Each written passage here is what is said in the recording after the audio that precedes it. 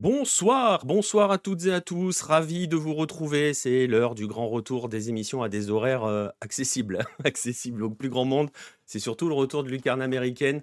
Bien content de vous retrouver. Ça faisait un petit moment. Je crois que la dernière, c'était, ça doit remonter avant la Copa América même, parce qu'il me semble pas qu'il y en ait eu d'autres depuis. Bref, ça fait un sacré bout de temps. Bonsoir à ceux qui sont déjà dans le chat, Alrami, Nostromo, Red le Rouge, parce que Lucarne américaine, c'est tous les lundis à 22 heures, presque tous les lundis à 22 heures, et c'est l'occasion donc de faire le tour des Amériques, comme on le dit, pendant une heure et demie, et en pointant sur quelques news et autour d'un dossier qui justement traite de l'un de nos championnats ou qui fait des parallèles. Vous allez le voir, ça va être le cas de ce soir, qui essaye de voir comment certains de ces championnats-là peuvent inspirer peut-être d'autres championnats, et notamment le championnat de France, parce qu'il va être question de ça ce soir, notamment avec la MLS. Je me rends compte que je vous ai pas fait de visuel pour le sommaire, et c'est pas grave, on va faire comme ça, à l'ancienne, sans visuel.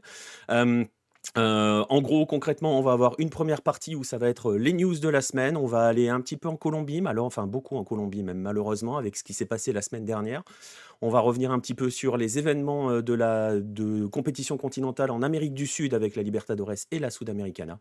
Et puis on parlera un petit peu d'actualité internationale avec la Coupe du Monde des clubs et l'intercontinental notamment. Ça, ce sera pour les news. Et dans la deuxième partie de l'émission, on fera un petit dossier où on se posera la question de savoir si la Ligue 1 pourrait pas s'amuser, enfin s'amuser non, pourrait pas s'inspirer tout simplement de ce que fait la MLS depuis plusieurs années, parce que vous allez voir, je vous donnerai les raisons un petit peu plus tard, et forcément, dernière partie de cette émission, euh, les Golasso Hello, comme d'habitude. On respecte les traditions, on va pas y mettre fin maintenant, hein. On est de retour, c'est aussi pour les Golasso Hello, qui, je le rappelle, comme on est dans lucarne américaine, sont spécifiques aux Amériques. Donc, si vous avez des golassos en Afrique ou en Asie, eh bien malheureusement, c'est pas dans l'émission. Voilà, il faudrait qu'on fasse des émissions spéciales Asie et spéciales Afrique. Afrique, ça m'étonnerait, mais surtout, euh, spéciales Asie. Il faut que j'en discute avec certains de mes Asiatiques.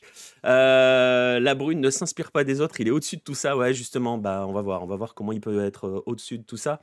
L'Intercontinental de Koufar Jazé avec sa formule, on va en parler exactement. Nostromo, ravi de te retrouver d'ailleurs. Je vous ai salué, j'ai salué ceux qui sont dans le chat. Je rappelle à ceux qui nous écoutent en replay que si vous voulez participer en direct, c'est le lundi, c'est à 22 heures, c'est sur Twitch ou sur Kick, vous choisissez votre plateforme. Le temps pour moi aussi de saluer ma foi et de le remercier pour le sub, hein, parce que je l'ai vu passer, tu l'as fait en discret dans la nuit, mais je l'ai vu ma foi. Merci à toi. D'ailleurs, vous pouvez en profiter si vous voulez soutenir Hello. Vous pouvez prendre des subs sur Twitch ou sur Kick, ou alors si vous voulez vraiment avoir des contreparties, vous pouvez acheter nos magazines. Je suis en train de regarder de tourner les yeux pour voir si j'en trouve un dans le coin, j'en ai pas. Acheter nos magazines, que ça soit en papier, parce qu'il en reste quelques-uns, vous allez trouver ça sur le site, ou en digital. Et là, ils y sont tous forcément, puisque c'est en digital, et puis c'est moins cher, hein, c'est 4 euros la formule digitale, chaque magazine. Ou sinon, vous procurez nos livres, et je vous rappelle par exemple que le dernier, c'est celui-ci du foot et des jeux. Ça parlait de football aux Jeux Olympiques. Il n'y a pas de dédicace pour Michel Platini, mais on pourrait peut-être lui envoyer. Si quelqu'un a son adresse, on lui enverra. Bref, j'ai reçu ton message, Red. Je m'en occupe. J'ai vu ton message. Voilà. J'ai pas regardé ce qu'il y a dedans, mais j'ai vu ton message. Voilà, je m'en occupe. T'inquiète. Je vois de quoi ça parle et je vais regarder. T'inquiète pas. Voilà. J'espère que vous êtes confortablement installés après ce magnifique tunnel d'introduction de 7 minutes. Et oui, déjà. On va donc y aller. On va commencer. On va envoyer. On va y aller avec les news de la semaine.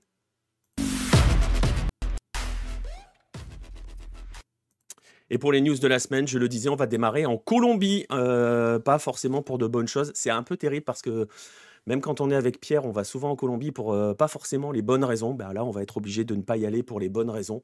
Parce que il s'est passé des choses. On a vécu, entre guillemets, une nouvelle semaine noire pour le football en Colombie. Jeudi soir, l'Atlético Nacional accueillait Junior de Barranquilla, deux grosses équipes, hein, deux géants, qui sont pour l'instant à peu près, allez, mi-tableau, première partie de tableau. Je peux vous montrer le classement. Je vais vous montrer le classement, même si vous allez voir, il a pas grand-chose, il veut pas dire grand-chose parce que vous le voyez, hein. Si j'espère que vous le voyez, faut avoir de bons yeux. Mais concrètement, voilà, il y a des équipes qui ont joué, il y a des équipes qui ont joué 12 matchs, d'autres qui en ont joué 9, donc c'est assez difficile à lire. Bref, tout ça pour dire que ces 2 équipes-là, l'Atlético Nacional et Junior, s'affrontaient à l'Atanasio Girardot.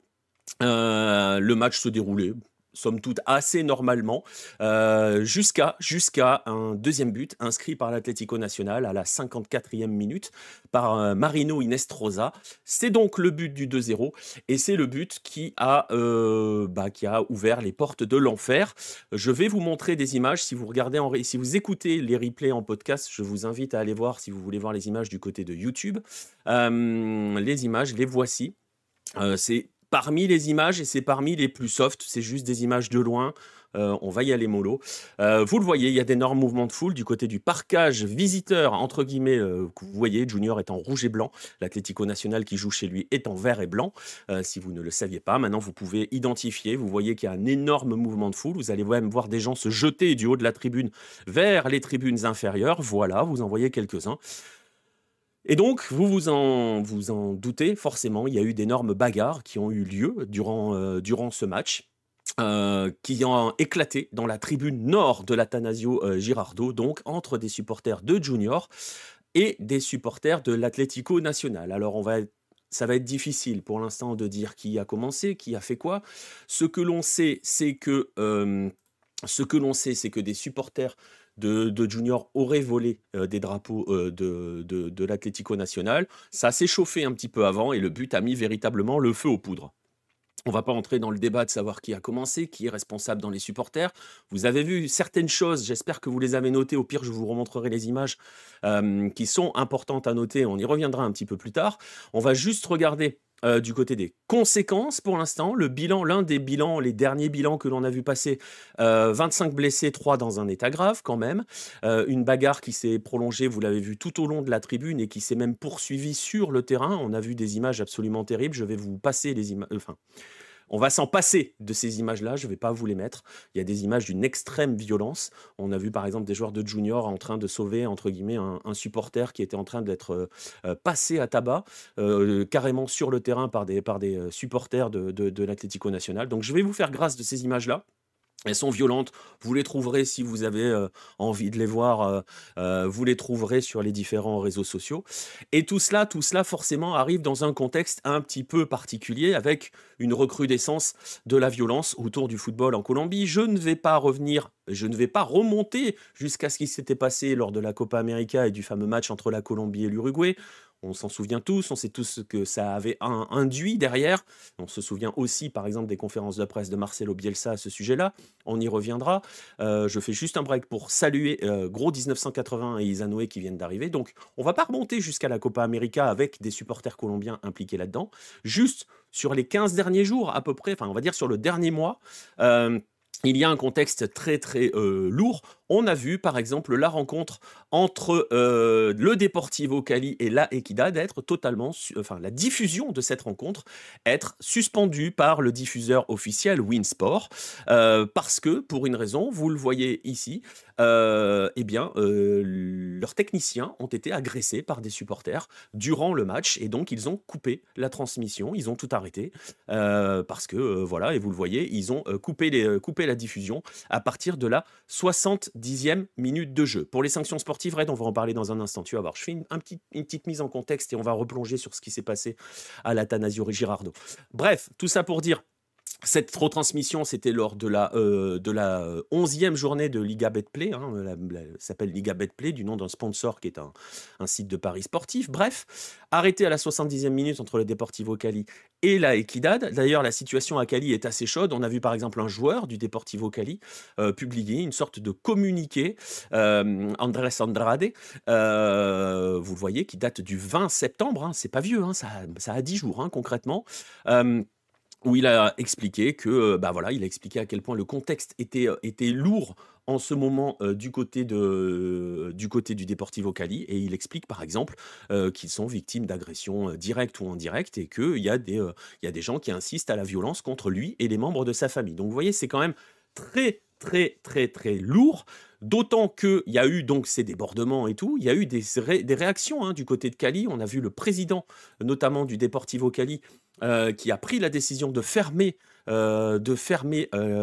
dirais-je, de fermer la tribune, de fermer les tribunes dans lesquelles il y a eu des soucis, et annoncer la suspension pour 3 ans des supporters qui étaient impliqués, qui étaient identifiés dans les débordements. Bon courage à lui. Bref, tout ça pour dire qu'il y a un contexte un petit peu violent dans le paysage footballistique colombien.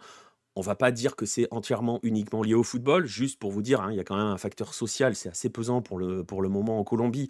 Il y a différentes études, différentes publications qui sont sorties. On a vu par exemple 36% d'augmentation du nombre de groupes armés en Colombie au premier trimestre 2024, près de 272 épisodes de violence. La Croix-Rouge elle-même a alerté, a publié un rapport, je vous mettrai le lien si vous le voulez dans la description, sur la situation, hein, une situation qui empire dans certaines régions.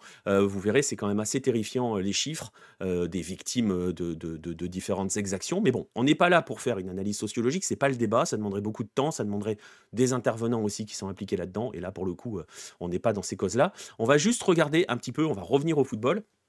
Et on va voir qu'il y a quand même d'autres gros soucis qui se posent autour de ce qui s'est passé à l'Atanasio Girardot. Alors si je ne vous montre pas certaines images que j'ai dit d'une violence extrême, c'est parce qu'il y a certaines images qui font quand même terriblement peur. Et je vais juste vous montrer quelques photos. Rassurez-vous, il n'y aura pas de sang, il n'y aura pas de violence. Il y a juste que lors de ces débordements qui ont donc forcément tous été filmés, on a vu ce genre de personnes dans les tribunes. Et si vous regardez bien le personnage central de cette photo, vous verrez qu'il a un couteau dans la main. Et on en a vu plusieurs avec des couteaux dans les mains. Vous avez ce garçon-là, vous avez ce garçon-là qui même est en train probablement de mettre un coup, et vous avez ce garçon-là. D'ailleurs, ce garçon-là, il y a d'autres images où on le voit étalé au sol plusieurs minutes plus tard. Bref, c'est un autre débat, mais vous voyez donc que des gens sont entrés dans le stade avec des couteaux. Certains témoins parlent de machettes, etc., etc. Bon, on n'a pas d'image là-dessus, mais bon, voilà. Vous voyez qu'il y a des armes blanches qui sont entrées dans le stade. Voilà, ils viennent au stade avec des couteaux. Oui. Bonsoir à toi, Rodolphe. Ça pose un vrai problème. Ça pose un vrai problème. Et qu'est-ce que je voulais dire? Plusieurs témoins interrogés justement dans la presse colombienne, ont insisté sur un souci qui s'est posé à l'entrée du stade. Ce souci, c'est qu'il n'y a pas de fouille. Il n'y a juste absolument pas de fouille, il n'y a pas de police, il n'y a pas d'encadrement. Et si vous avez bien fait attention aux images, alors je peux vous les remontrer brièvement, regardez bien, je ne sais pas si vous verrez bien, la sécurité autour du parcage visiteur, c'est une corde et 3-4 stadiers. Il n'y a pas de police, il n'y a pas de force qui sépare les gens les uns des autres. Tranquillou, c'est pour couper des sandwichs, probablement. Mais ça pose donc un problème là-dessus, c'est-à-dire qu'il n'y a pas de fouille au stade et il n'y a pas d'encadrement des supporters adverses. Alors forcément, on en arrive à une grande question qui est de savoir qui va être responsable de tout ce qu'il s'est passé là. Parce que forcément, si on laisse n'importe qui entrer dans un stade et qu'on laisse des gens entrer dans un stade avec des armes, avec des couteaux, voilà, je vous remets l'image, elle est quand même terrifiante. On sait jusqu'où ça peut aller, surtout qu'on sait qu'on peut avoir des gens très particuliers dans le stade. Ouais, ça fait vraiment froid dans le dos, on est d'accord. Et donc, vous voyez qu'il y a quand même comme un petit soupçon de scandale dans cette histoire. Entre les bagarres, les mouvements de foule et les agressions, il peut y avoir des morts. Exactement. Les responsables, c'est les autorités. Ben justement, la grande question, c'est de savoir qui sont les responsables. Et forcément, on se tourne en premier lieu vers la DIMAYOR et vers son président, Fernando Jaramillo. Ce dernier, on va s'en tourner aussi vers les clubs. On va en parler dans un instant. Alors, ce cher Fernando, vous allez voir qu'on est dans une guerre de posture et de prise de position. Ce dernier a déclaré que c'était inadmissible de voir ce type de scène, qu'il fallait travailler sur des mesures préventives. Et parmi les mesures préventives auxquelles il a pensé à la suite de ces débordements, c'est peut-être mettre en place des systèmes de détection de métaux dans les stades. On rappelle qu'il y a plusieurs années, ils ont parlé de mettre des sortes de fan ID comme l'on voit dans certains pays, c'est-à-dire que chaque place est nominative avec, je crois que c'est le cas par exemple au Mexique où chaque visage est scanné et est reconnu. Rajouter un 4e stadier peut-être aussi, Rodolphe. Bref, il veut travailler sur des mesures préventives. Alors, ce qui est intéressant dans cette histoire, c'est qu'on a quand même donc cette réaction de Fernando Jaramillo, On a aussi et une deuxième corde probablement, et on a aussi la réponse officielle de la Di-Mayor, forcément. Alors la Di-Mayor, elle a commencé par publier un tweet dans lequel alors, il est écrit en espagnol, mais je vais vous le traduire brièvement. Ils informent d'abord que la partie entre l'Atlético Nacional et Junior a été suspendue pour faute de garantie de sécurité, pour faute de sécurité, et que forcément la Di-Mayor répudie, rejette catégoriquement les actes de violence qui peuvent toucher la fête qu'est la fête du football, que les stades, les enceintes sportives de notre pays doivent être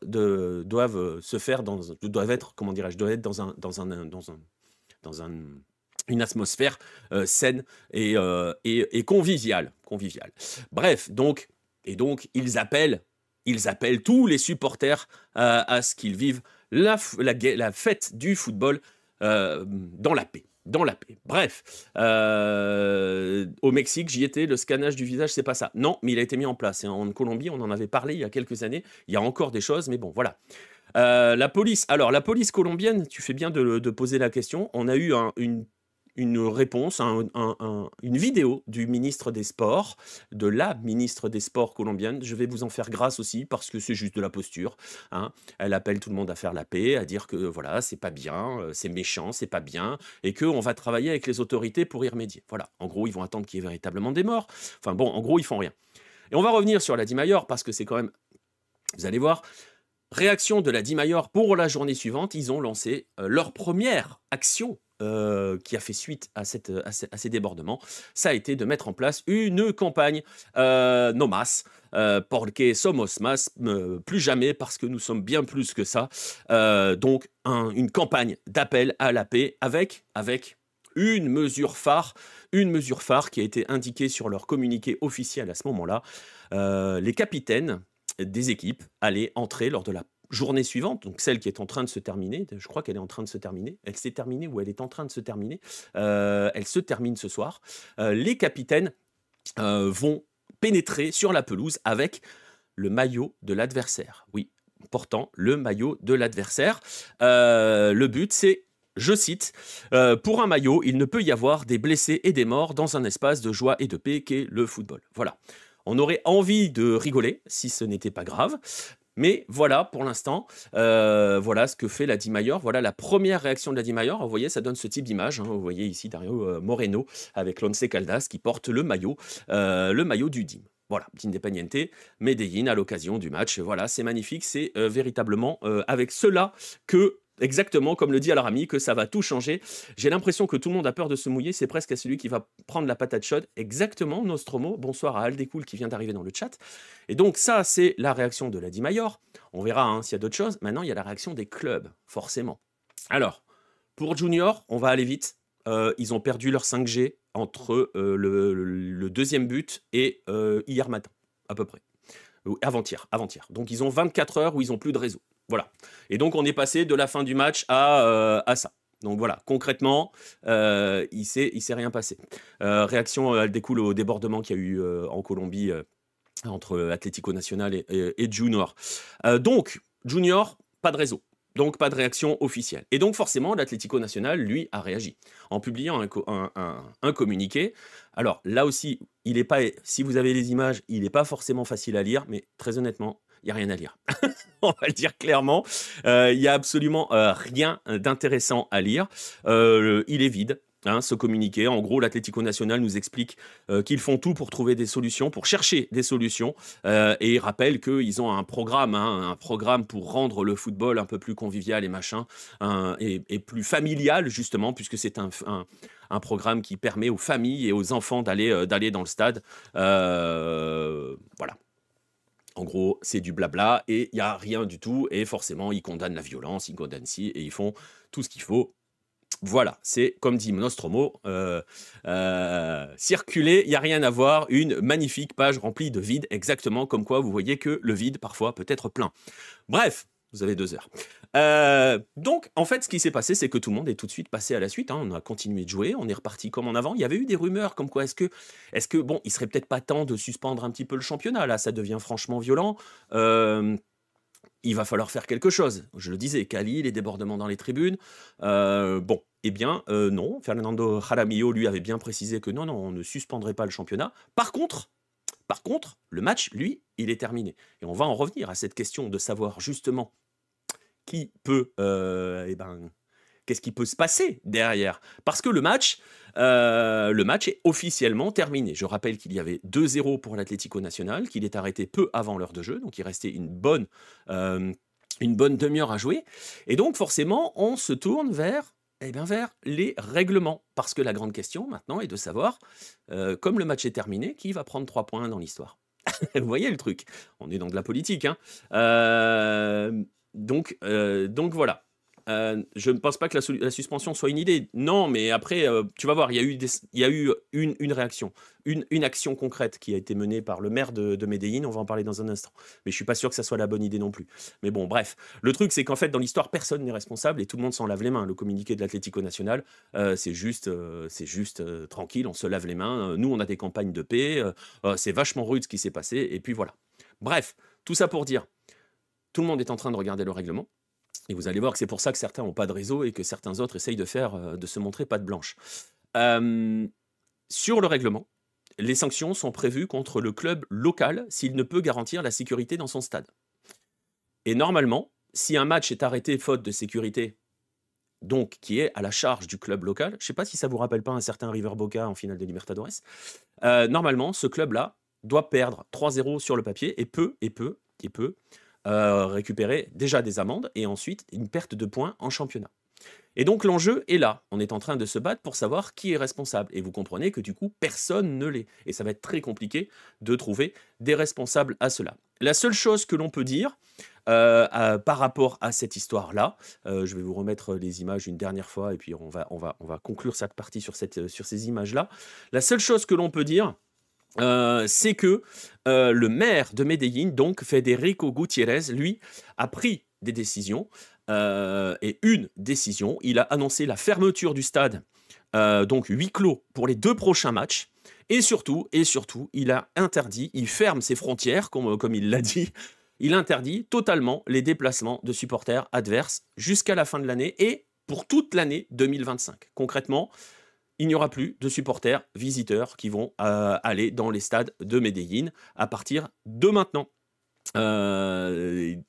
Donc voilà, je ne suis pas sûr que ça soit la meilleure des solutions, mais voilà, c'est-à-dire que quand personne n'est responsable et quand personne ne met les choses en place pour que ça se passe bien, parce que franchement, on a vu qu'il y a d'énormes défaillances dans cette histoire, eh bien, on finit par taper sur l'ensemble des supporters. Y a-t-il une recrudescence des violences autour du foot en Amérique du Sud ou c'est juste plus médiatisé ? Il y a des zones où ça remonte un petit peu en termes de violence. Elle découle. Voilà. Ça fait un peu le yo-yo. C'est pas plus médiatisé qu'avant. Parce que là, j'ai montré des photos avec des gens dans les tribunes qui ont des couteaux et tout. On a des photos des classes, notamment du côté de Rosario, où on voyait des gens avec des machettes dans les années 90, début des années 2000. Donc voilà. Le fait est que telle est pour l'instant la seule solution. Et on imagine que ça sera la seule solution qui sera prise, c'est-à-dire qu'ils vont fermer, et c'est les pouvoirs locaux, c'est-à-dire que ni la Dimayor ni les clubs ne vont faire quoi que ce soit. Comme ça, personne ne va chercher trouver de moyens pour régler les potentiels problèmes ou pour les diminuer. Et donc, pour paraphraser Bielsa, je parlais des événements de Colombie-Uruguay, pour paraphraser Bielsa, on va juste s'attaquer à tout, sauf aux vrais responsables de ces débordements qui permettent, aux vrais responsables de ceux qui sont ceux qui permettent ou qui laissent ces débordements intervenir, faute d'assurer la sécurité dans les stades. Voilà pour la Colombie, c'était un petit peu lourd. Il y a des réunions qui sont prévues à la Dimayor ce lundi, donc certaines réponses, les sanctions, que va-t-on faire de ce stade, et peut-être d'autres réponses pourraient tomber dans la soirée au moment où on fait cette émission. Je vais surveiller et on fera, s'il y en a, on fera une petite mise à jour dans le prochain Lucarne américaine pour voir justement vers où ça va. On va rester en Am Sud et on va passer à des choses quand même un petit peu plus sympathiques. On va parler de football un petit peu, ça va faire du bien. On va faire un retour sur les quarts de finale des 2 compétitions continentales que sont la Libertadores et la Sudamericana. Ils vont aussi dire que ce n'est qu'un sentiment d'insécurité, c'est possible. C'est possible, Nostromo. Non, mais en fait, tu t'aperçois que dès qu'il s'agit de prendre dès qu'il s'agit de prendre des décisions ou d'assumer des responsabilités, ben, c'est comme partout pareil dans le monde, personne ne le fait et on finit par taper sur, pas forcément les bonnes personnes, dans cette histoire. Parce qu'on voit sur ces images-là, sur toutes les images qui sont passées et c'est pas la première fois qu'il y a quand même beaucoup, beaucoup de problèmes, très honnêtement. Je vous ai pas mis d'images, plus proches et tout, mais comme le disait je crois que c'était Rodolphe, hein, qui parlait de cordes. Les supporters de Junior n'étaient séparés de ceux de l'Atlético Nacional que par une ficelle. Voilà. Donc, bon. Voilà. Bref. Je le disais, on reste en Am Sud. Quart de finale des deux compétitions continentales. On va commencer forcément par la plus belle des deux, la Libertadores. Et on va se faire un petit plaisir. Vous l'avez peut-être vu, vous l'avez peut-être pas vu. Et si vous l'avez pas vu, ben, c'est maintenant. On va revenir brièvement sur qui est qualifié. Vous avez vu, et vous étiez peut-être avec nous en direct dans la nuit de jeudi à vendredi, que Peñarol a éliminé Flamengo. Je ne vais pas mettre le recibimiento à la Rami. Je vais mettre ce qui s'est passé à la fin du match. Je ne sais pas si vous avez vu passer cette vidéo. Sinon, et si vous êtes sur la version podcast, je vous invite à venir sur YouTube. Voilà ce que c'est. On dit souvent, football es un sentimiento. Voilà, attention. Voilà ce que ça donne. Je vous laisse déguster. Attention, así vendrá el zurdazo. Va el córner, va, viene el centro, el desvío, la última. ¡Ya está! ¡Terminalo, la concha de tu madre! Gerson, que zurdo, coloca centro, segundo palo. ¡Ya está! Ahí está tomando de la Cruz. ¡Dale, puto! El centro para Rossi. ¡Bien! Esto se acaba. Señoras y señores, Rossi. ¡Ya está! Esto se termina. Va a pasar Peñarol. ¡Peñarol no va! ¡Peñarol no va! ¡Peñarol no va! ¡Peñarol no va! ¡Peñarol no va! ¡Peñarol no va! ¡Peñarol no va!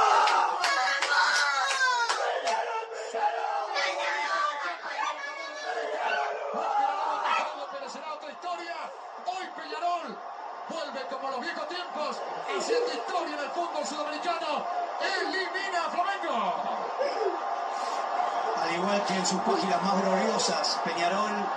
Ouais, même le chien est heureux. El júbilo, el grito, los abrazos, el festejo interminable del público que confía en este equipo, en la garra, la entrega, en el carácter, que sostuvo el resultado. Dificilísimo por momentos, pero ahí está Peñarol, l'équipe de raza. Voilà, et ça se termine par des larmes. Vous voyez les émotions. Ça faisait 13 ans. Ça faisait 13 ans que Peñarol attendait de retrouver une demi-finale de Libertadores. Je vous mets le tableau final. Ça faisait 13 ans. L'Amérique du Sud, c'est vraiment un autre monde au niveau foot. Bonsoir à toi, 01 César. Je ne sais pas trop comment le prononcer. Voilà, c'est ce qu'on aime. Hein. Franchement, là, pour le coup, on est passé de... Nous aussi, hein, on se fait un ascenseur émotionnel, comme tu dis, Nostromo. Bref, voilà, tout ça pour dire, c'est aussi ça. Ça faisait 13 ans que Peñarol attendait de retrouver le dernier carré d'une compétition. Juste César, ok, ça marche. 13 ans qu'ils attendaient de retrouver le dernier carré d'une compétition. Il y a 13 ans, Peñarol était en finale de la Libertadores. Ça a donné l'un des plus beaux recibimientos de l'histoire, en tout cas de l'histoire récente des Libertadores. Je vous invite, si vous ne l'avez jamais vu, à écrire recibimiento, comme ça se prononce, R-E-C-I-B-I-M-I-E-N-T-O. Peñarol Santos 2011 et préparez-vous, mouillez-vous bien la nuque. Je peux pas vous le passer parce que sinon on va se prendre un strike de la CONMEBOL, mais vous allez mouillez-vous bien la nuque avant. C'était Santos en face, c'était comme on le dit toujours le Santos de Neymar, celui de 2011 et Peñarol s'était incliné et l'entraîneur était déjà Diego Aguirre. Qui est revenu au club là, qui avait quitté le club le lendemain, au lendemain entre guillemets de cette finale de Libertadores et qui est revenu, lui qui est l'homme du titre de 87 avec un but inscrit à la dernière minute de la prolongation face à l'América de Cali. C'était le dernier titre de Peñarol, c'était en 87, 87 puisque 88 c'est national. Et donc voilà, Peñarol est de retour et vous le voyez sur ce tableau, c'est aussi cela. C'est peut-être la seule chose qu'il va falloir retenir de ces demi-finales et de ces quarts de finale de Libertadores, c'est qu'il débouche sur des demi-finales avec 3 nationalités, des clubs issus de 3 nations. Ça faisait longtemps, ça faisait tellement longtemps que c'est la première fois depuis 2017 que ça ne s'était pas produit. Jusqu'ici, on avait toujours 3 Brésiliens et un autre. Voilà. Alors, vous le voyez, on a 2 demi-finales. D'un côté, Atlético Mineiro, River Plate. De l'autre côté, Botafogo, Peñarol. On va pas se mentir. Si on va sur les cotes, je pense qu'on est très très bien parti pour un Atlético Mineiro, Botafogo. Sauf que Peñarol fait quand même un sacré parcours, vient de sortir Flamengo, c'était un peu la bête noire de Flamengo, donc il y a aussi un petit peu ça. Ça va être très compliqué pour Peñarol de sortir Botafogo, mais match retour au Campeón del Siglo, donc en Uruguay, donc tout va se jouer à l'aller. Et pareil, match retour pour River, chez lui, au Monumental, avec une finale chez lui, au Monumental. Alors, comme le dit Nostromo, une finale River-Peñarol, ça serait vraiment chouette. Alors, très franchement, c'est pas pour faire de l'anti-Brésil, mais vraiment, pardon, c'est vrai qu'une finale River-Peñarol, remake de 66, ça serait quand même assez exceptionnel. Alors, pourquoi je dis que ça serait assez exceptionnel et je le disais, en 2017, c'était la première année où la Copa Libertadores était devenue la CONMEBOL Libertadores. Merci pour les beats, Philippe, 1981. 2017, c'était la première année où la Libertadores était devenue la CONMEBOL Libertadores, et c'est quand même Grêmio qui s'était imposé. Et depuis, là, on sort de 3 des 4 dernières finales étaient 100% brésiliennes. 3 des 4 demi-finalistes étaient brésiliennes. Le Brésil a remporté 6 des 7 dernières Libertadores. Voilà. On sait que les Brésiliens restent favoris, on sait qu'un club comme Botafogo reste favori. L'Atlético Mineiro va être très très dur, mais bon, voilà, à l'image de cette famille, les émotions, et ben on savoure parce qu'on a un petit peu de changement. Ça ne donnera peut-être une finale Atlético Mineiro Botafogo, mais au moins on aura vécu ça. Ça, c'est pour la Libertadores. Il y a aussi la Sudamericana. Alors là, la Sudamericana, on est bipolaire. On est sur du Argentine-Brésil. On a deux demi-finales Argentine-Brésil.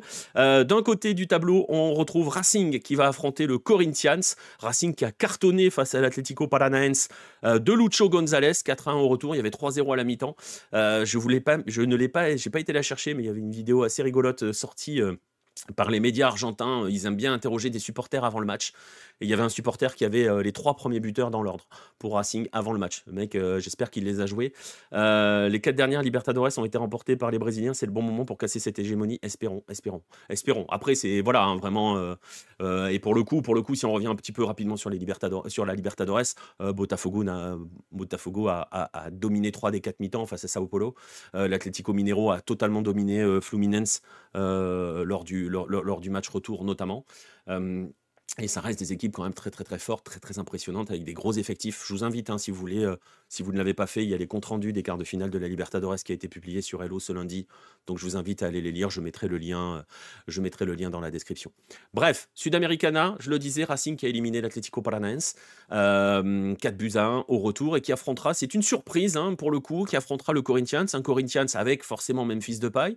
Donc tout le monde se dit, ah bah oui, avec Memphis Depay, oui, sauf que le Corinthians est à la rue totale en championnat.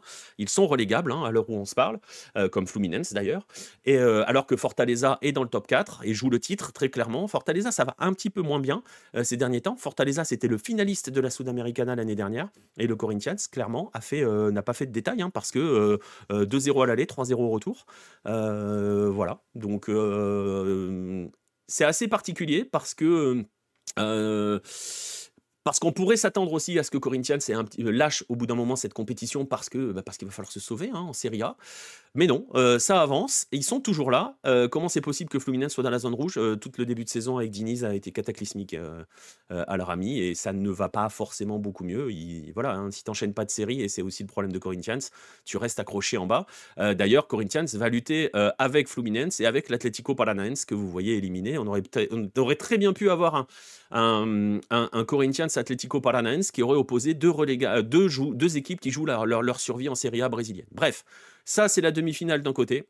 Et de l'autre côté, on a Cruzeiro, celui qui a sorti Boca, qui s'est tranquillement, qui a géré tranquillement face à Libertad, les Paraguayens de Libertad, pour arriver en demi-finale, et qui va affronter Lanús qui a fait tomber le tenant du titre, la Liga de Quito, en 8e de finale, qui s'est sorti à l'arrache du DIM en quart de finale, et qui donc arrive en demi-finale. C'est pas la demi-finale la plus funky sur le papier. Pourquoi? Surtout parce que Lanús, et ça parlera aux amateurs, aux habitués de football argentin, c'est Ricardo Zielinski, l'entraîneur. entraîneur, donc ça veut dire que c'est une équipe qui fait surtout déjouer avant de proposer du jeu, mais Lanús est en demi-finale. Et d'ailleurs, allez, petite stat amusante par rapport à cette Sudamericana et par rapport à la présence de Lanús. Sachez que le Granate, surnom du club, n'a pas gagné un seul match, toute compétition confondue, depuis la victoire 3-1 face à la LDU en 8e de finale. C'était le 22 août. Ça fait donc un mois que Lanús ne gagne pas un match. 6 matchs disputés depuis. Donc voilà. Alors là aussi, on pourrait très bien avoir un Corinthians Cruzeiro en finale. On pourrait très bien avoir 2 finales 100% brésiliennes. Mais qui sait? Oui, c'est long aussi. C'est long. Lanús, leur spécialité, c'est endormir tout le monde. C'est un petit peu le principe des équipes de Ricardo Zielinski. Bref, tout ça pour dire, les demi-finales à partir du 23 octobre, c'est encore loin, c'est dans un mois. Il va encore se passer plein de choses. Memphis Depay a le temps de découvrir que ça va être compliqué pour qu'on le paye aux Corinthians. Et plein de choses comme ça va très très vite. On verra. Mais donc, les demi-finales en Libertadores, Atlético Mineiro River, Botafogo Peñarol, en Sudamericana, Corinthians Racing et Cruzeiro contre Lanús. Voilà pour l'Amérique du Sud. On va boucler la partie news de l'Amérique du Sud là-dessus. On va aller au nord parce que cette semaine au nord, et vous allez voir que ça va se mondialiser du coup, parce que cette semaine, la FIFA a dévoilé les 12 stades qui vont accueillir sa magnifique, sa fantastique, son exceptionnel, sa grande, je sais pas, choisissez le mot le plus dithyrambique possible que vous allez trouver, compétition, la prochaine Coupe du Monde des clubs de 2025. Cette compétition, imaginez, et que l'on peut voir dans un autre sens, puisqu'elle va se tenir aux États-Unis. Une compétition qui a l'air de vouloir remplacer ce qui autrefois s'appelait la Coupe des Confédérations, qui servait de répétition générale à un an des Coupes du Monde. Si c'est le cas, ça en dit long quand même sur la place du football des nations par rapport aux compétitions de clubs. Mais bon, ça c'est un autre débat. Bref, tout ça pour dire, vous le voyez dans cette news, dans cette capture d'écran, bonsoir à Kolo Gotmoini, dans cette capture d'écran, vous le voyez, 12 stades ont été retenus. Je vais vous montrer où sont placés ces stades-là. Je vais vous le dire concrètement. Vous voyez qu'il y en a 10 qui sont essentiellement sur la zone est des États-Unis, du New Jersey jusqu'à Miami. Et il y en a 2 qui sont perdus totalement sur la côte ouest. C'est Seattle et c'est le Rose Bowl de Pasadena, donc du côté de Los Angeles. Ce que l'on sait déjà, et on le sait par l'entraîneur des Seattle Sounders, Brian Schmetzer, qui l'a dit ce week-end, c'est que Seattle va jouer ses 3 matchs de la phase de groupe à domicile. Voilà, donc il jouera chez lui sa phase de groupe. Je vais revenir dans un instant sur le format. D'ailleurs, justement, on va l'expliquer un petit peu, ce format. Ouais, le Rose Bowl. Ils vont faire un show à la mi-temps comme au Super Bowl. Peut-être, je sais pas. Attends, tu vas voir, on va y revenir parce qu'il y a beaucoup de choses à dire sur cette Coupe du Monde des clubs. Cette Coupe du Monde des clubs va accueillir 32 équipes. Je vais vous montrer les qualifiés que l'on connaît dans quelques instants. Il y a 63 matchs sur 29 jours, ça c'est ce qu'indique la FIFA. La compétition fait beaucoup parler. Le format, les 32 équipes vont être réparties en 8 groupes de 4. Les 2 premiers de chaque groupe se qualifient pour les 8e de finale et ensuite ça se joue sur un match sec jusqu'à la finale. On a le tirage qui est prévu au mois de décembre. Il y a aussi la Gold Cup en 2025. Oui, c'est fort probable, Al-Rami. Il y a beaucoup d'autres choses en 2025. Il va y avoir des problèmes de calendrier pour certaines équipes, notamment les équipes de MLS, par exemple, qui seront présentes. Il y en a quelques-unes. Il y en aura 2. Parce que ils vont avoir la MLS. Il va y avoir la Gold Cup pour certains de leurs joueurs. Et il va y avoir la Leagues Cup qui va démarrer au mois d'août. Donc le calendrier de l'été va être très, très chargé. Tout converge vers une annulation de la Coupe du Monde des clubs. On va en parler justement dans un instant, c'est parce que c'est là que c'est drôle. On va essayer quand même de faire un petit peu le point sur l'ensemble de ces qualifiés. Donc vous voyez qu'ils ont dévoilé un logo. Je vous laisse juge de la qualité de ce logo ou pas. Ça, c'est les goûts et les couleurs. Les qualifiés, pour l'instant, on en connaît 30 sur les 32. Pour l'Océanie, ça sera la victime expiatoire habituelle Auckland. Concrètement, il y a eu une édition de la dernière de l'OFC Champions League qui ne s'est pas jouée, c'est 2021 pour faute de Covid. Et ils ont pris le meilleur sur les 4 dernières années. En fait, Auckland a gagné les 3 dernières. Donc voilà. Auckland City pour l'Océanie. Du côté de l'Asie, 3 équipes qui ont gagné l'Asian Champions League. Al Hilal, Urawa et Al Ain, et un qui n'a pas gagné, mais qui est l'équipe la mieux classée au classement des clubs de la Confédération asiatique. Ce sont les Sud-Coréens d'Ulsan. Ils ont mis à l'Est pour l'audience en Europe. Très, très, très clair. Je crois que ça a été l'un des arguments, d'ailleurs. Mais oui, clairement. Par contre, les matchs qui vont se jouer sur la côte ouest, bon courage. Bref. Ça, c'est pour les qualifiés pour l'Asie. Les qualifiés pour la zone Afrique, les voici. Vous avez 2 vainqueurs seulement parce qu'il y en a un qui en a gagné beaucoup des C1. C'est Al Ahly qui en a gagné 3 sur les 4 dernières. Donc Al Ahly et le WAC sont qualifiés en tant que vainqueurs de la C1 africaine. Et ils sont rejoints par les 2 meilleures équipes au ranking, l'Espérance de Tunis et Mamelodi Sundowns. Ça, c'est pour l'Afrique. Et il y a bien évidemment la CONCACAF. La CONCACAF avec les vainqueurs de la Conca Champions, que sont Léon, les Rayados, Pachuca et Seattle, et ils seront rejoints par le vainqueur du pays hôte, le vainqueur du championnat du pays hôte, donc celui qui va remporter la MLS d'ici la fin de l'année. Voilà. C'est encore ouvert, il y a beaucoup de candidats. Il reste des Européens, bien sûr. Les Européens sont 12, eux. On les connaît. Sur les 12 Européens, il n'y en a que 3 qui ont gagné l'Inter Messi. On verra. Il n'y en a que 3 qui ont gagné la Champions League. Ces 3, ce sont Chelsea, City et le Real. Les autres, c'est au ranking, au classement des clubs en UEFA, tout en sachant qu'il ne peut pas y avoir plus de 2 clubs d'une seule et même fédération. Ce qui fait que vous avez le Bayern, le PSG, l'Inter, Porto et Benfica, Dortmund, la Juve, l'Atlético de Madrid et Red Bull Salzbourg qui vient là-dedans. Bon, voilà. 12 clubs européens. Bref. C'est comme cela. Et du côté de la CONMEBOL, donc je le disais, il manque un membre de la CONCACAF, vous le voyez, c'est le champion MLS, et il manque un membre pour la CONMEBOL.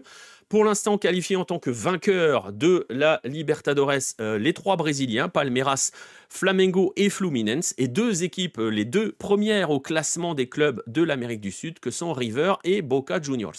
Si jamais River, qui est toujours en course en Libertadores, venait à remporter la Libertadores cette année, ça ouvrirait une dernière place. Cette dernière place serait, parce qu'elle normalement elle est réservée pour le point d'interrogation que vous avez sur l'image, c'est pour le vainqueur de la Libertadores 2024. Donc ça peut être l'Atlético Mineiro, Botafogo, Peñarol ou River. Si jamais c'est River, alors ce point d'interrogation sera occupé par le club paraguayen d'Olimpia. Voilà, en gros, pour savoir quels sont les clubs qui vont se battre pour cette compétition. Vous voyez un petit peu leur répartition géographique des premiers qualifiés. Oui, il y a 12 Européens, mais bon, ça, c'est pas le plus grand problème qui se pose pour l'instant à la FIFA. Je vous rappelle que la compétition est prévue, et l'ami Gianni insiste beaucoup, du 15 juin au 13 juillet 2025. Mais pour l'instant, ça ne fait que grogner. Vous vous souvenez de la sortie de Carlo Ancelotti qui a dit que, en gros, il n'avait pas envie. Bon, il a été rappelé un peu à l'ordre par son club qui lui a dit hey, « bonhomme, attention quand même, parce qu'il y a beaucoup d'argent en jeu, même s'il n'y a pas de nouvelles annonces depuis. Il y a une rumeur, quelque chose qui avait été dit au départ, mais c'est toujours pas confirmé, qui était que les clubs vont se partager un pactole de 2 milliards d'euros. En gros, les clubs, en se qualifiant, gagnent 50 millions d'euros, et le vainqueur peut gagner jusqu'à 100 millions d'euros. Ça, c'est ce qui avait été annoncé sur le papier. Et pour le coup, tu te dis, à 50 millions d'euros, quand tu t'appelles River, même Ulsan, on en parlait en live l'autre soir, quand tu t'appelles Ulsan, t'es content, 50 millions d'euros, tu rachètes la K-League. Bref, sauf qu'il y a un petit souci, indépendamment du fait que les joueurs qui grognent, qu'il y ait des joueurs qui grognent, 2 milliards dont 2 euros pour Auckland, mais non, mais tu vois, par exemple, c'est 50 millions à chaque participant.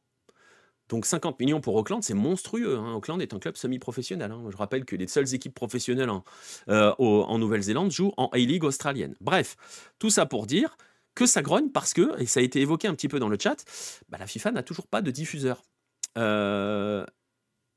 pour sa compétition. Il y avait eu des négociations qui avaient été ouvertes par Apple, notamment, pour l'Amérique du Nord, Apple avait proposé $1 milliard justement pour la diffusion, sauf que la FIFA voulait 4 fois plus. Voilà, ça correspondait à peu près au quart de ce que voulait la FIFA en droit. Personne pour l'instant ne s'est intéressé à la compétition. Aucun diffuseur international n'est dessus. Ouais, c'est énorme, 1 milliard. Personne n'est dessus. Personne ne semble intéressé. Et la FIFA a organisé une réunion de crise il y a une dizaine de jours, le 19 septembre. On n'a rien eu. Et l'autre problème qui se pose, c'est que la FIFA ne semble pas avoir trouvé de sponsor. à sa compétition. Vous voyez que sur toutes les annonces qui ont été faites, il n'y a aucun sponsor qui apparaît. Les annonces des stades, il n'y a pas de sponsor, rien. Ils n'ont pour l'instant pas trouvé, ils n'ont, semble-t-il, pas trouvé ni sponsor ni diffuseur, ce qui va quand même poser un petit problème. Surtout si tu veux mettre un prize money de 2 milliards, enfin un prize pool à se partager plutôt de 2 milliards d'euros. Bon, c'est pas que la FIFA les a pas forcément, mais voilà. Pour l'instant, Gianni pousse, appuie sur cela. Elle veut affirmer sa domination mondiale sur la compétition, peut-être, mais pour l'instant, personne ne semble intéressé. Certains clubs ne semblent pas intéressés, et il est sûr que si la prime promise n'est plus celle qui avait été annoncée au départ, il y en a peut-être qui vont faire marche arrière. Et marche arrière, c'est la transition parce qu'on va en profiter, parce qu'on parle de la Coupe du Monde des clubs. Vous vous rappelez que la Coupe du Monde des clubs, c'est tous les ans, machin, c'est ce qui avait remplacé la Coupe intercontinentale, la fameuse Coupe intercontinentale. Ça a remplacé à partir des années 2000. Sauf que la FIFA n'a pas arrêté l'idée de la Coupe intercontinentale. Et la Coupe intercontinentale, elle se joue tous les ans. Et ça, c'est l'autre scandale du moment. Et vous le savez peut-être, vous le savez peut-être pas, je ne sais pas. La Coupe intercontinentale 2024 se déroule et a déjà commencé. Elle a commencé il y a une dizaine de jours. Pourquoi elle a déjà commencé il y a une dizaine de jours? Parce que la FIFA a décidé de changer le format de sa coupe intercontinentale. Alors on se souvient qu'à l'époque, l'intercontinentale, au tout départ, n'opposait que le vainqueur de la C1 européenne au vainqueur de la Libertadores. Ensuite, il y a eu une pseudo-ouverture avec l'Afrique, avec le champion d'Afrique, le champion d'Asie, le champion d'Océanie. Et voilà. Il y avait un système qui était, et le champion d'Amérique du Nord et des Caraïbes. Il y avait un système qui était plus ou moins contestable, où tout le monde n'affrontait pas tout le monde, et voilà. Mais vous aviez par exemple le vainqueur européen qui arrivait en demi-finale, comme le vainqueur de la Champions League européenne, et les autres s'éliminaient un petit peu avant pour avoir arrivé en demi-finale. Et donc la FIFA a décidé que sa Coupe du Monde des clubs qui avait remplacé l'Intercontinental, que l'Intercontinental allait revenir. Et l'Intercontinental, donc, je le disais, elle a démarré. Et regardez-moi le format qu'ils nous ont trouvé. Il est absolument magnifique. Ils ont créé un petit peu, on va dire, 3 compétitions pour avoir la chance de pouvoir croiser le champion d'Europe. Voilà, concrètement, le Graal de cette intercontinentale, c'est de pouvoir affronter le Real Madrid. Et je le disais, elle a déjà commencé, parce qu'ils ont donc divisé par plusieurs zones. Ils ont fait ce qu'ils appellent une African Asian Pacific Cup. Donc, en gros, on met tout le monde, on met l'Asie, l'Océanie, l'Afrique ensemble. Donc, ce qui s'est passé, c'est que, et c'était la semaine dernière, à l'heure où on enregistre, Al Ain, le champion d'Asie, a affronté Auckland City, le champion d'Océanie, victoire 6-2. Et donc, Al Ain, fin octobre, ira jouer contre Al Ahly au Caire. Le vainqueur de ce match-là se qualifiera pour ce qu'ils appellent maintenant la Challenger Cup. Ça vous donne aussi le niveau du truc. Et la Challenger Cup va donc opposer le vainqueur d'Al Ain à Al Ahly à celui qui va gagner ce qu'ils appellent le Derby des Amériques. Et le Derby des Amériques, c'est donc le vainqueur de la Conca Champions face au vainqueur de la Libertadores que l'on ne connaît pas encore. Et comme on ne le connaît pas encore, forcément, ce Derby des Amériques, il va avoir lieu un petit peu plus tard. Et là où, par exemple, la finale de leur trophée Afrique-Asie-Océanie se joue au Caire entre Al Ahly et Al Ain, le Derby des Amériques, lui, va se jouer à Doha. À Doha, le 11 décembre. Donc, le 11 décembre, Pachuca est le vainqueur de la Libertadores, qui aura été élu le 30 novembre, qui aura joué un match de championnat normalement 3 jours auparavant. Le 11 novembre, ces deux équipes s'affrontent à Doha. Le vainqueur de ce match-là affrontera le vainqueur d'Al Ahly Al Ain le 14 décembre, 3 jours plus tard. Et donc, le vainqueur de cette Challenger Cup affrontera le Real, qui arrivera tranquillement pour ne disputer qu'un seul match, le 18, face à un adversaire qui, s'il vient des Amériques, aura donc dans les pattes son 3e match de la compétition en une semaine, après avoir joué un match de championnat quelques jours avant. On peut donc bien me dire 4 matchs en 10 jours. Tout va bien, c'est parfait. Pourquoi Doha? C'est pour l'écologie, probablement. C'est sur terrain neutre. Sur terrain neutre. Voilà. Pourquoi c'est sur terrain neutre, je ne sais pas. Franchement, je ne pourrais pas te dire. Donc concrètement, le Real Madrid va pouvoir arriver tranquillement en tongs le 18 décembre, passer les fêtes au Qatar. Alors pourquoi à Doha? Alors ça va tomber avec l'anniversaire, l'Intercontinental, ça tombe avec l'anniversaire de la dernière Coupe du Monde. Le 18 décembre, ça vous rappelle peut-être que le 18 décembre 2022, c'était la finale de Coupe du Monde. Donc voilà. Bref, tout ça pour dire que vous voyez ce qu'ils ont fait de l'Intercontinental. Sachez que cette histoire n'est pas éphémère, n'est pas en attendant la Coupe du monde des clubs, la FIFA précise bien que c'est une nouvelle compétition annuelle. Voilà, donc tous les ans, on aura droit à cette catastrophe absolue. Très honnêtement, moi je l'avais annoncé sur Twitter, on ne la suivra pas. C'est un scandale, une telle compétition. On espère que les Américains, notamment, vont la boycotter ou envoyer des équipes Z. Je pense qu'ils ne le feront pas parce qu'il y aura un peu d'argent au bout. On vous invite, en tout cas, vous tous, à la boycotter totalement. Je ne sais même pas s'ils ont un diffuseur, mais c'est un pur scandale. Voilà ce qu'ils sont en train de faire. De l'Intercontinental, il y avait bien d'autres choses à faire. Et donc, voilà, tous les 4 ans, je pense que ça sera la Coupe du Monde des... Enfin, je pense pas. Tous les 4 ans, ça sera la Coupe du Monde des clubs de juin, qui aura lieu tous les 4 ans, qui remplace donc plus ou moins la Coupe des Confédérations à l'époque, qui opposait les 6 champions des confédérations en termes de nations. Et donc, celle-là, on va y avoir droit à cette pseudo-intercontinentale. On y aura droit tous les ans, donc, et vous l'avez vu, tous les ans, de septembre à décembre, avec un rythme totalement dingue à la fin. 30 compétitions tuent les compétitions, mais la FIFA ne regarde que le portefeuille. Après, l'intercontinentale a un sens, tu vois ce que je veux dire? Si elle était organisée de manière sympa, elle aurait un vrai sens. C'est-à-dire que si tout le monde pouvait se jouer, elle aurait un sens. Là, elle n'a juste... Elle avait déjà peu de sens parce que tu pouvais râler si tu étais africain ou si tu étais asiatique ou océanien, parce que tu avais un parcours plus long. Elle n'a quasiment plus de sens. Donc voilà. Voilà, donc on vous appelle à boycotter cette compétition, et c'est terrible, hein, parce que l'Intercontinental a vraiment un poids historique, elle a permis des évolutions sur les compétitions. Il y a eu une période où ça a été compliqué dans les années 70. Il y a un article, hein, sur Lucarno Posé au sujet de l'histoire des Coupes du Monde des Intercontinentales. Je vous mettrai le lien aussi dans la description, il est présent sur Hello. Mais cette année, il n'y en aura pas, on ne le suivra pas, et on vous invite à en faire autant. Voilà. C'est sur ce point que l'on va conclure la partie news de la semaine. Et voilà, donc j'espère que vous boycotterez tout ça. Parce que ça en vaut la peine de boycotter cette horreur. Déjà, l'Intercontinental, je ne la regardais pas, alors cette merde encore moins. Ouais, bah en fait, après, l'Intercontinental avait du sens, mais il y avait d'autres choses à faire. Absolument trop d'argent tue l'argent, ça va exploser quand ils pourront plus recevoir les montants qu'ils demandent en droit télé. Bah, on le voit, comme tu dis, alors ami, on le voit déjà, hein, là, la Coupe du Monde des clubs, franchement, ça doit commencer à serrer un petit peu. Personne se bouscule, il n'y a pas l'air d'y avoir de sponsors. Attention quand même. Surtout que là, en plus, tu vois, autant l'Intercontinental, aussi scandaleuse soit-elle, elle va monopoliser 3 stades au Qatar, hein. Tu vois ce que je veux dire? Autant là, on parle d'organiser 63 matchs sur 12 stades aux États-Unis, avec toute la logistique et les dépenses que ça entraîne. Attention.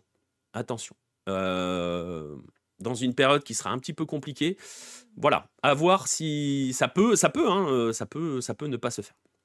La FIFA a les yeux plus gros que le ventre. Avec la Coupe du Monde des clubs, probablement.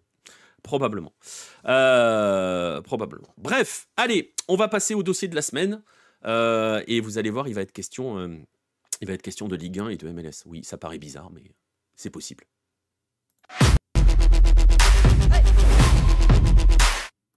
Et donc, je le disais, il va être question de France. On va parler de France. Ça fait incroyable quand même.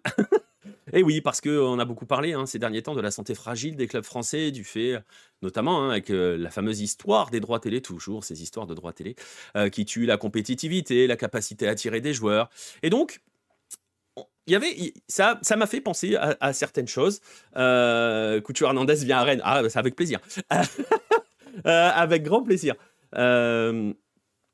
Je vais répondre juste à ta question, Nostromo. Je pense que c'est l'idée, que la Coupe du Monde des clubs serve de répétition générale de la Coupe du Monde des nations, comme le faisait, c'est ce que je disais tout à l'heure, comme le faisait la Coupe des Confédérations autrefois, qui était organisée 1 an avant la Coupe du Monde, et qui était franchement pour le coup une compétition qui avait aussi un peu de sens, où tu mettais le champion d'Europe, le champion d'Asie, le champion d'Afrique, le champion des Amériques, enfin le champion de la Gold Cup, le vainqueur de la Copa América, et le vainqueur en Océanie, et c'était sympa. Mais bon, je pense que c'est l'idée, Nostromo. Je pense que c'est l'idée, mais là pour l'instant ils ont du mal à la vendre avec les clubs.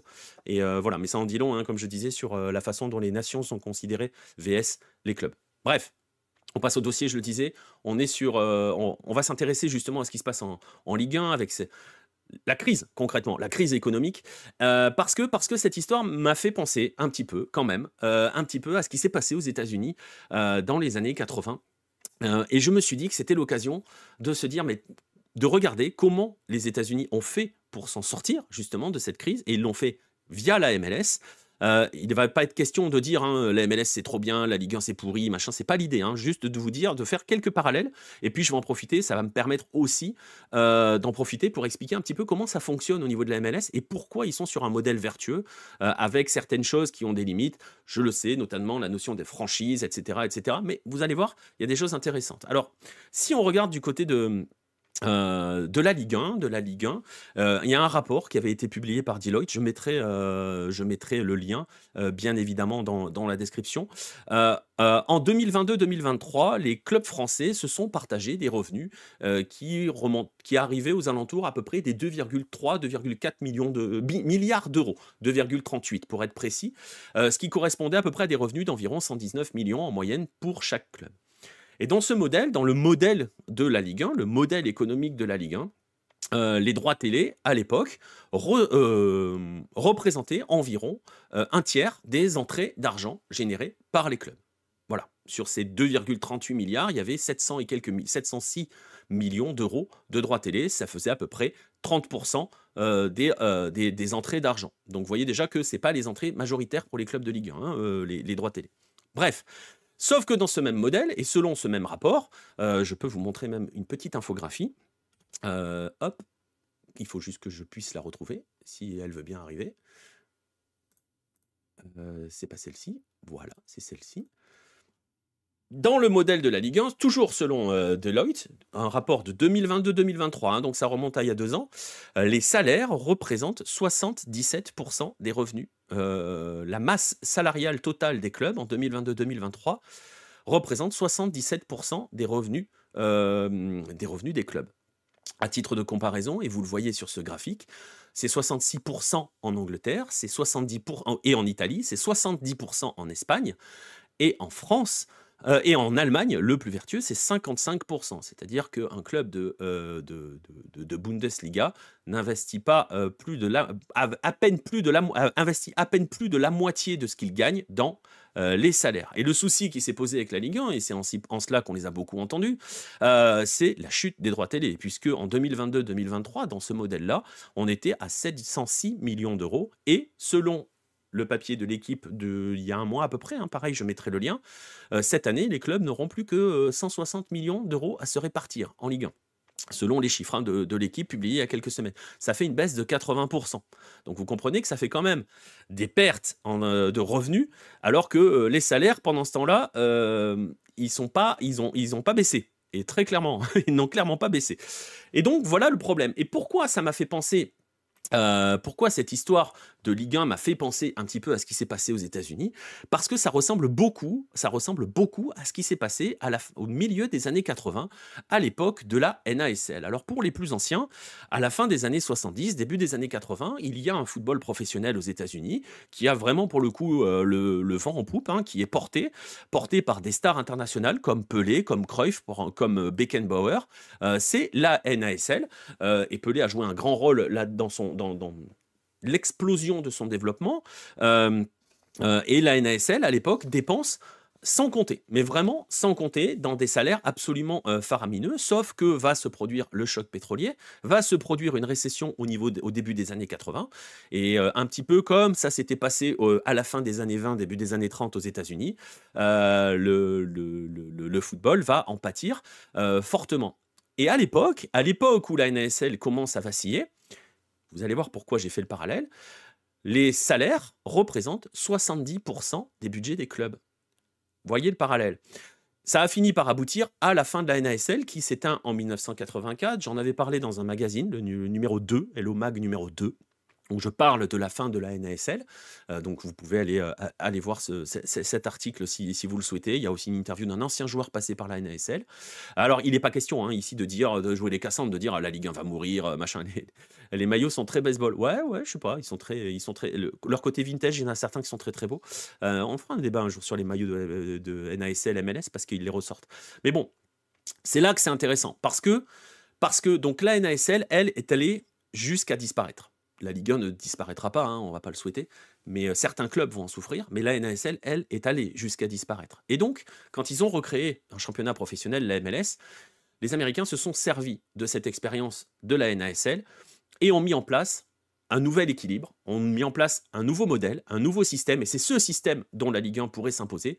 Ce système, vous l'avez deviné, c'est ce qu'on appelle le salary cap. Et donc, c'est aussi pour moi l'occasion de vous raconter comment ça fonctionne un petit peu.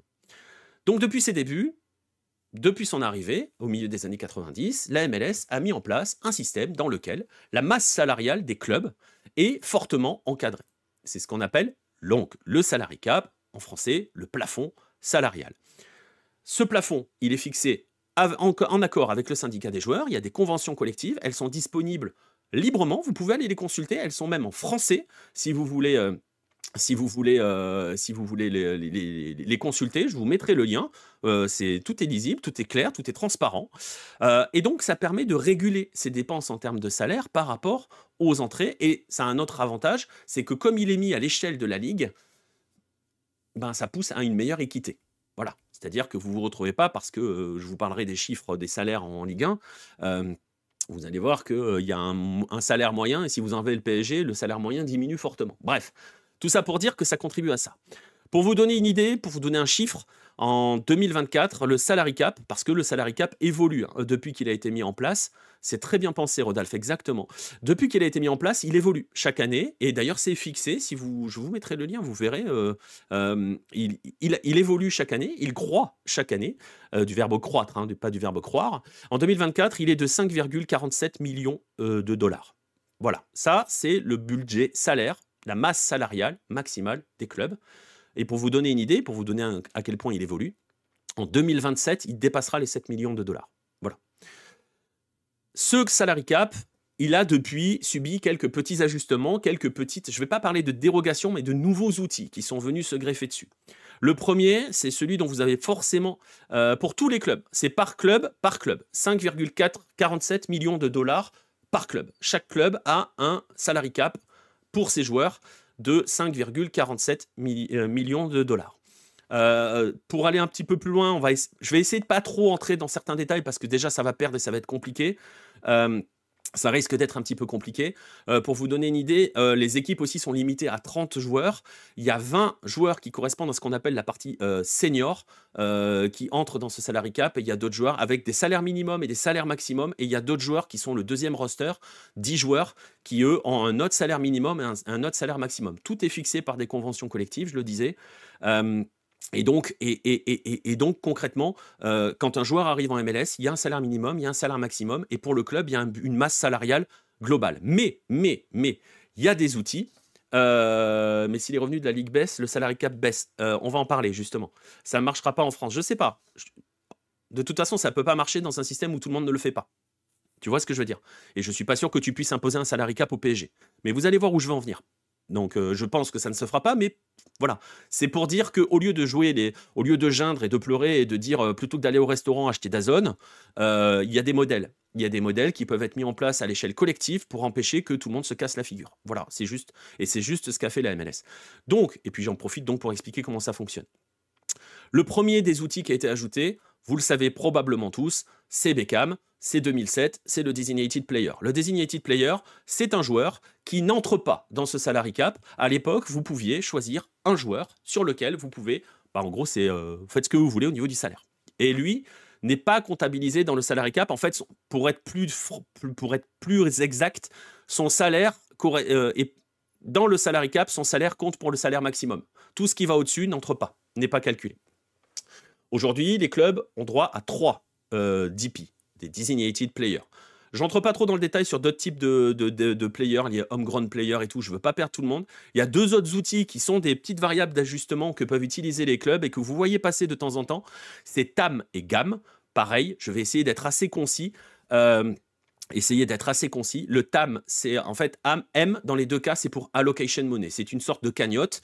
Le TAM, c'est ciblé et le GAM, c'est général. Le TAM, c'est pour un joueur, pour attirer, par exemple. Ça a été créé en 2015 et c'est très souvent pour les joueurs étrangers. En gros, avec le TAM, tu peux recruter un joueur dont le salaire et le transfert sortent du salary cap. sans leur attribuer le statut de designated player. Et pareil, en gros, tu peux toucher tu as ton salary cap, et avec le TAM, c'est une cagnotte supplémentaire qui est de 2,4 millions de dollars pour chaque club en 2024. Tu peux piocher dedans pour donner un petit peu plus d'argent à ton joueur. Voilà, j'espère que vous avez à peu près compris. Le TAM, c'est sur un joueur, le GAM, c'est sur un autre général. C'est n'importe quel joueur. Bref, et je vous dis, j'entre pas trop dans le détail parce que voilà.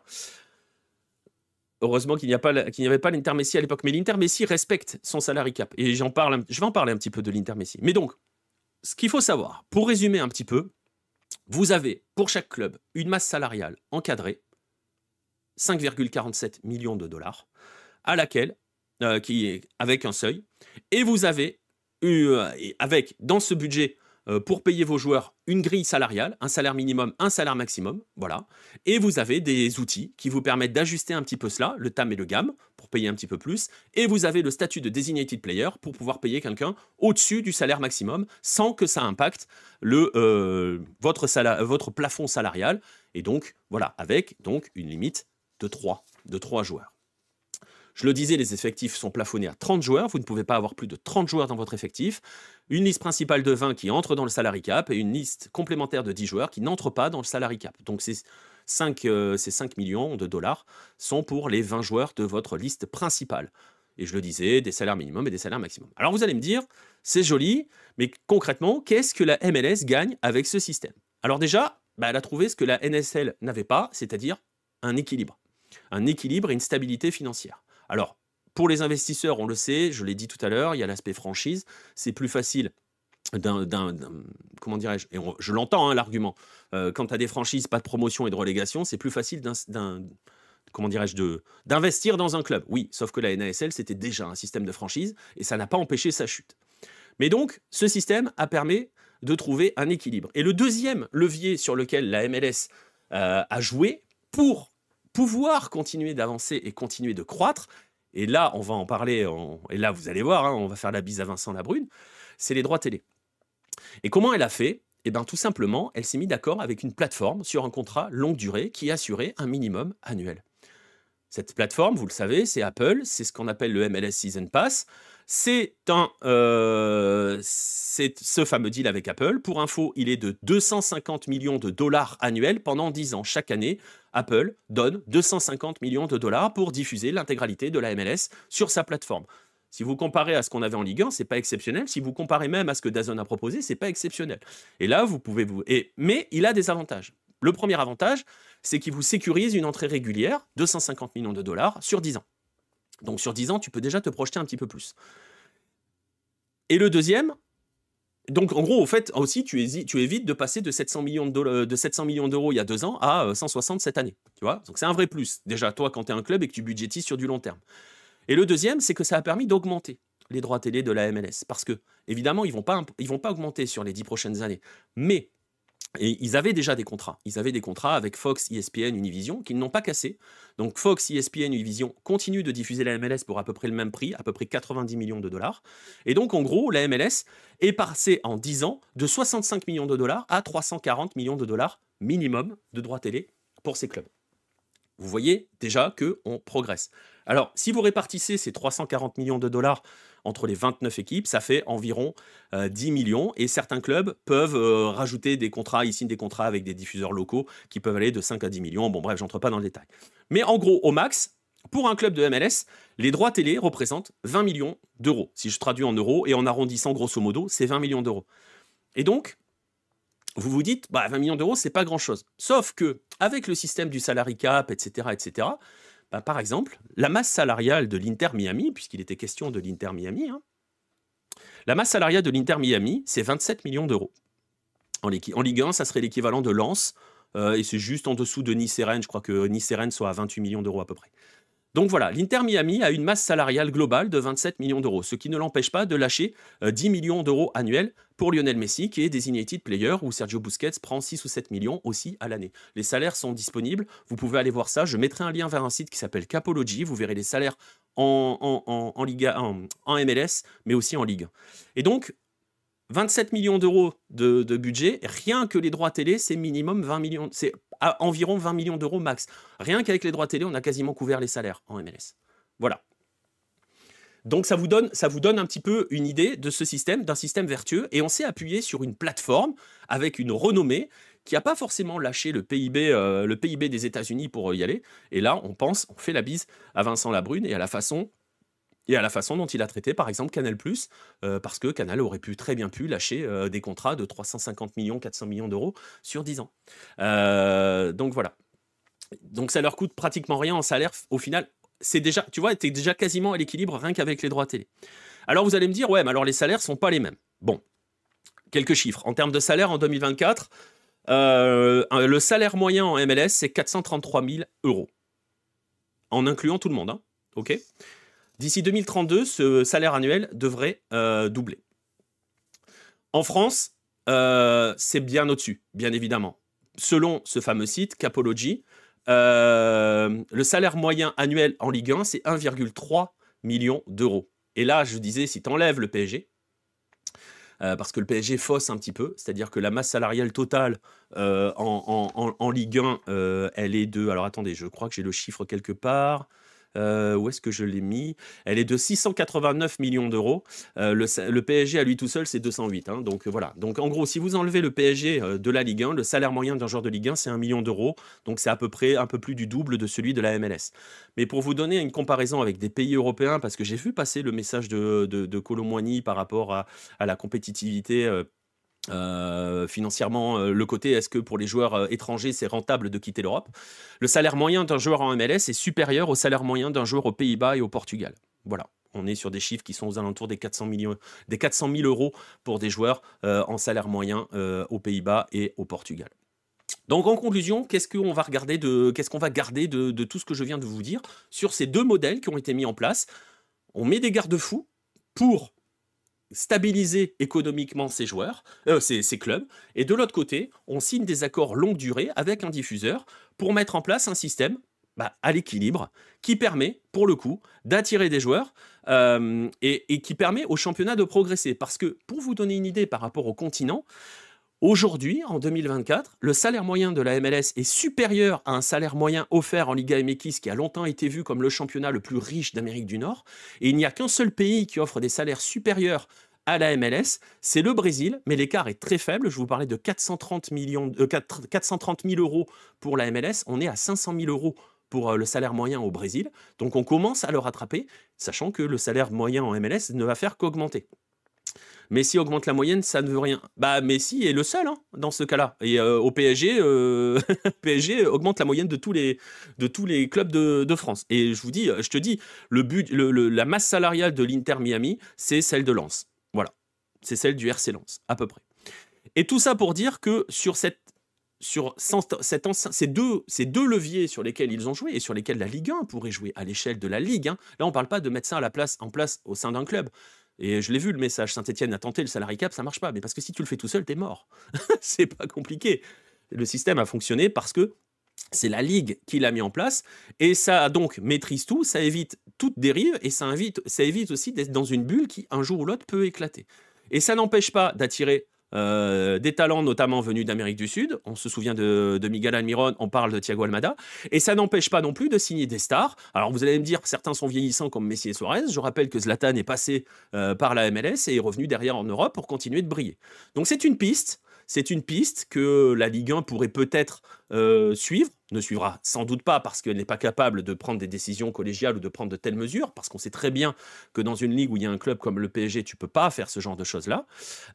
Mais voilà, plutôt que d'essayer de courir après des droits télé hors sol pour compenser des dépenses salariales démesurées, elle devrait peut-être se dire, notre bulle est en train d'éclater, un petit peu comme la NASL a éclaté à une époque, et plutôt que d'attendre la disparition de ces clubs, on en voit certains qui ont commencé à disparaître et d'autres sont amenés peut-être à souffrir très fortement, elle devrait se dire, il est peut-être temps de penser un petit peu à autre chose et d'envisager un modèle plus stable.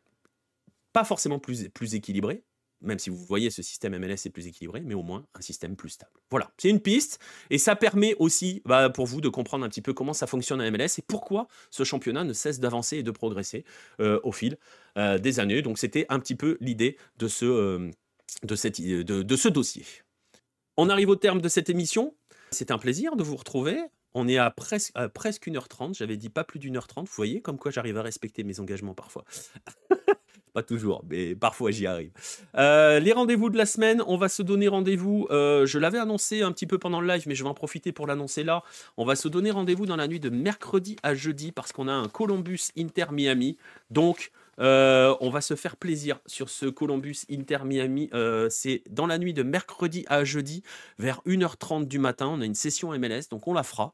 Et on regardera Columbus Inter Miami. Sinon, samedi prochain, je crois que ça rejoue. Oui, ça rejoue en MLS, donc soirée nord-américaine. Et surtout, entre les deux, vendredi, la nouvelle émission. Ça s'appelle Dans la Lucarne. Aux alentours de midi 30. Oui, ça paraît bizarre, midi 30. Donc en mi-journée, où on se fera un petit focus sur 3 rencontres à suivre sur la planète Hello dans le week-end. 3 rencontres de toute la planète Hello. Hein. Donc ça peut être aux Amériques comme en Asie ou parfois en Océanie. Les lives sud-américains vont pas tarder à reprendre. Alors il y en a eu avec la Libertadores. Et après les dimanches soirs, ça va dépendre des affiches que l'on a le dimanche à 23h. Et en ce moment, c'est pas dingo.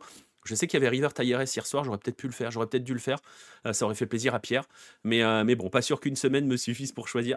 Je suis désolé, ma foi, va falloir faire un choix. À vous de jouer maintenant, les gars. Bref, voilà, donc les rendez-vous, mercredi, vers 1h20, 1h30, pour Columbus et Inter Miami, qui a des airs de finale de conférence avant l'heure. Soirée nord-américaine samedi soir, peut-être une soirée sud-am dimanche prochain à voir, mais surtout vendredi midi et demi, dans la Lucarne, la nouvelle émission de Lucarne Opposée, où on passera un peu moins d'1 heure pour justement présenter quelques matchs du week-end, forcément sous le prisme Lucarne Opposée. Merci à tous ceux qui ont été présents dans le chat. Merci à ceux qui écoutent sur les plateformes de podcast, qui écoutent sur les replays que je dépose sur YouTube.